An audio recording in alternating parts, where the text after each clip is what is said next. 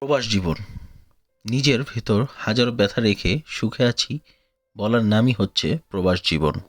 আমি প্রবাসকে ছাড়তে চাইলেও প্রবাস আমাকে কখনোই ছাড়বে না। দেশের মায়া মমতা ত্যাগ করতে পারলেও কেবল সে একমাত্র প্রবাসে সুখে থাকতে পারে, সেটা কখনোই সম্ভব নয়।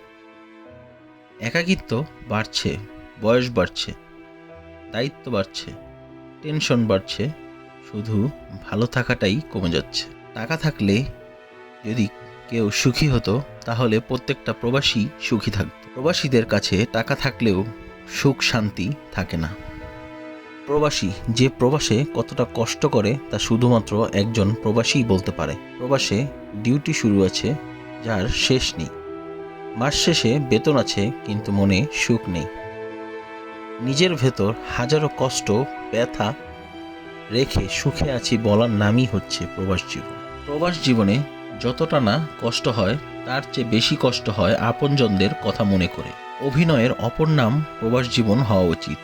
ভালো না থেকেও বলতে হয় ভালো আছি। প্রবাস মানে হাসি নয়, চোখে অশ্রু জল আর বুকে কষ্টের পাহাড়।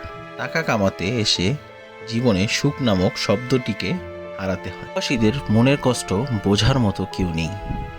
সবাই ভাবে আমরা কতই না সুখে আছি। এক একটা প্রবাসী এক একটা জ্বলন্ত মোমবাতি। যে ব্যক্তি নিজে জ্বলে অন্য সবাইকে আলোয় নিয়ে আসে।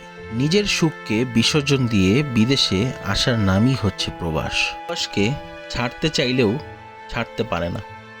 সবাইকে যে সুখে রাখতে হবে, মাথার ঘাম পায়ে ফেলার নামই হচ্ছে প্রবাস জীবন। নিজের স্বপ্নকে বিসর্জন দিয়ে অন্যের স্বপ্নকে পূরণ করার নামই এই প্রবাস জীবন।